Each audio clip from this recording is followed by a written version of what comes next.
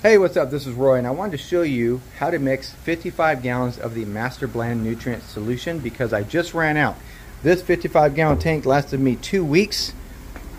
It's at the bottom, and I use it to fill up my 5-gallon buckets right here, my downspouts with my hydroponic solution.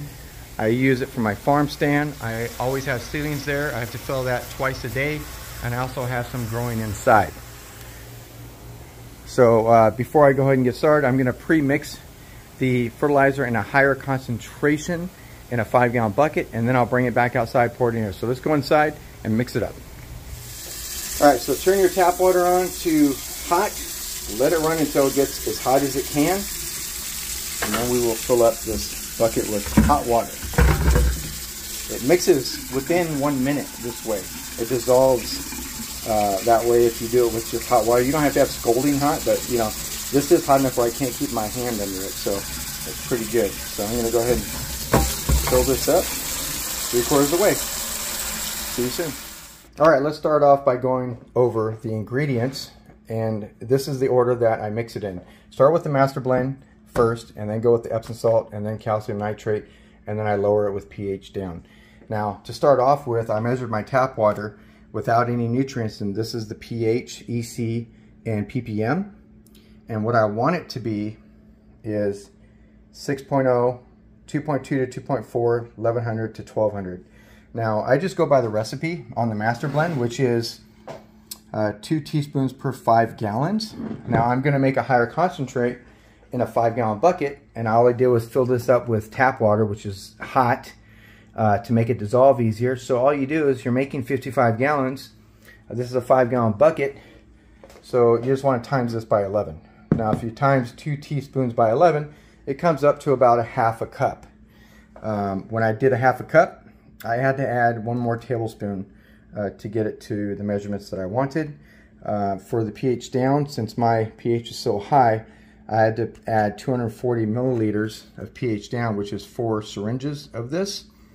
But it comes out great. I know the recipe. It's a half a cup plus 1 tablespoon, 1/4 cup per half tablespoon for the Epsom salt, and then half a cup plus 1 tablespoon for the calcium nitrate. You just want to mix this until it dissolves. Stir it for about a minute. It'll be dissolved. Add the Epsom salt, stir it for a minute, add the calcium nitrate. And then it's in hot water. I cannot keep my hand in there. That's how hot it is. And then we will go outside and just pour this in the 55-gallon drum, and we'll go from there. So let's start by mixing it up.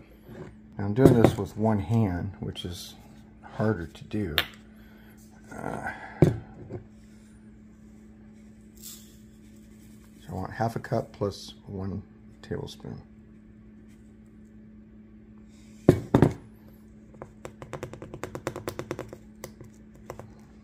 There's half a cup. And then I could get in here with 1 tablespoon, I hope. There we go. And just mix this up until it's completely dissolved. It dissolves pretty quick in hot water, so that's why you do it this way. You don't have to worry about making the water too hot outside because that's 55 gallons. I'm going to fill it up with the hose, and when you add this in there, it is not going to make the water hot. It's going to cool down really quick, so you can use it right away.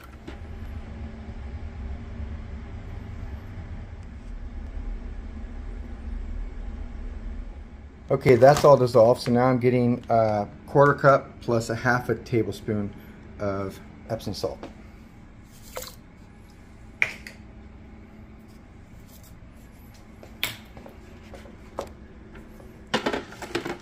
Okay, now I have the calcium nitrate back to a half a cup plus 1 tablespoon.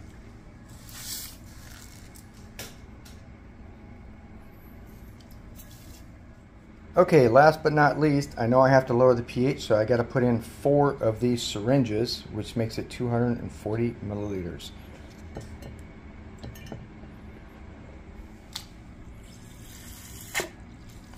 I always suck a little bit back in to get the last of it here before I refill it. So let's do this 4 times, and then I'll come back and measure this and show you what it is. All right, it's all mixed in and dissolved. And if you haven't noticed, I filled this up to exactly 5 gallons because I'm curious what this higher concentration of nutrients is going to read. So let's go ahead and measure this right now. It's 11 times the recipe. Let's start with the pH.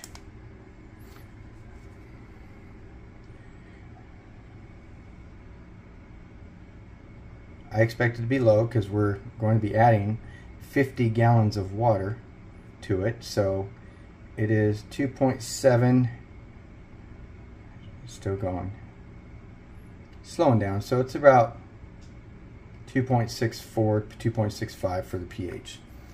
All right, ppms will be really high. It's off the charts. It only goes to a certain amount, I guess, but it just kicks off after it. It won't go any higher. It won't even read it over a certain. So it's over 7,000. It looks like. You see the water temperature 107 degrees, even higher. The water temperature is like 108 degrees if you needed to know what dissolves. But yeah, it's off the charts. It won't even read the ppm on this one, so I can't tell you that, but I could tell you the EC. Let's see how high this goes. Probably go off the charts too. Look at it, 3.6, blinking fast. So I don't know how much higher it is. The reader won't go that high. So, but what I'm going to do is add this to my 55-gallon drum, and then add 50 gallons of water, and then we'll check the reading again. It should be somewhere around here. Okay, it looks like I might have a few gallons left in here, so let me empty this out into another bucket because it will affect my reading. I want to get an accurate reading for fresh water in here with my 5 gallons of concentrate. Wow, it didn't look like much, but there was actually 5 gallons left in that barrel. And look at, you will have some calcium deposits in here left over because this is not used fast enough, so it will settle. I mean, you can stir it every time, but you'll always have some calcium deposits, even a 5-gallon bucket. I've always had that, so it doesn't affect the nutrient solution too much. It comes out and it's plenty enough to provide all the nutrients I need for my plants. Never had a deficiency because of it. So what I am going to do is I'm going to wash this out so it doesn't build up. All right, let's just start filling it up with the hose, and then about halfway through I'll pour in my 5-gallon concentrate. I can't do this.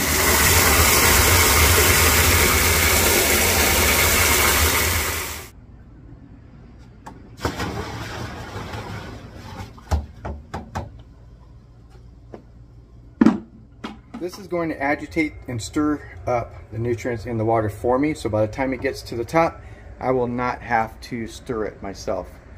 So do it this way. Don't fill it up and then add the 5 gallons, because then you have to stir it. What I'm going to do is stop it when it gets to about right here, check the measurements, add more and more and more until I reach this right here. Once I get to pH 6, EC between 2.2 and 2.4, ppm 1100, 1200, I will stop adding more water. So you don't want to go all the way to the top. You want to stop it about right here, check it, and then just add water until you reach the measurement that you want. And I know for a fact that this is what I need for mine, based on my tap water. So you have to measure tap water beforehand, know what your tap water measurements are, because just go by the recipe for the Masterblend and you should be good to go. Yours might come out differently because of what your tap water starts with. Alright, so I stopped it right at that groove, that outer groove right here before it starts tapering, because it started measuring at 2.2, and I don't want to go below that, so it's exactly at 2.2. So I want it between 2.2 and 2.4, so let's check the pH and the ppm.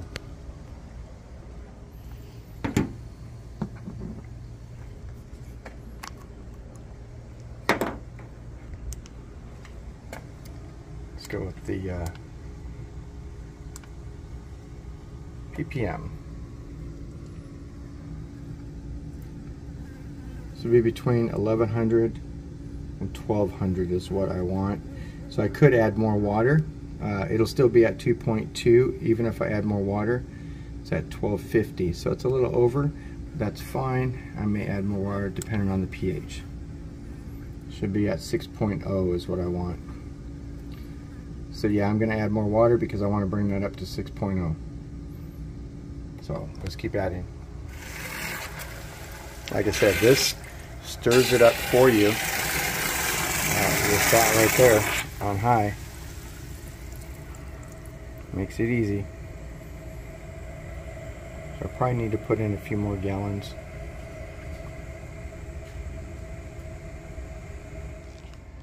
Alright, so I did what I didn't want to do is I filled it up too much, and the reason I did that is because I was going by this meter.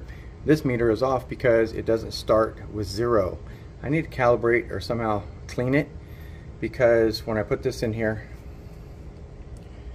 it is between 1100 and 1200, which is ppm 2.2 to 2.4, right? When I go to the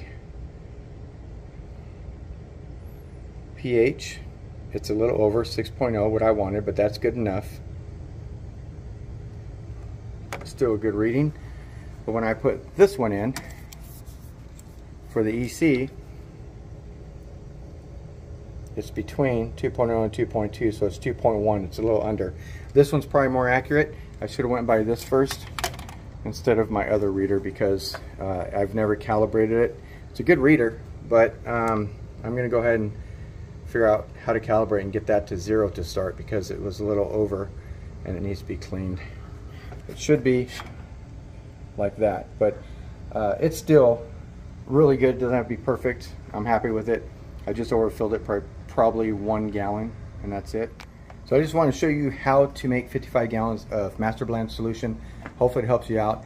I tried doing it other ways, like making a concentrated mix in mason jars and storing it that way, but I still had to make 5 gallons every other day. This is 55 gallons, so if you make 5 gallons, if you go through 5 gallons every 2 days, it will last you 2 weeks. So as you need more, you need to make more. Even if you make the higher concentration and then mix it yourself, you're still doing it too frequently in my case. So it's just better to make 55 gallons at a time and then do this once every 2 weeks instead. So hopefully this helps you out. It makes it easier for you. And if you're doing what I do and you can sell it this way, why not? Put it in your front yard, help the neighbors out, and advertise it, and maybe you'll get other people to start gardening and being more self-sufficient in your own neighborhood like I am. Get yourself a little farm stand. Put your seedlings out front. Everybody comes by, they ask questions, they're intrigued, they're curious, and then I get them to start gardening too. So it's a win-win. All right, till next time, stay safe, see you soon.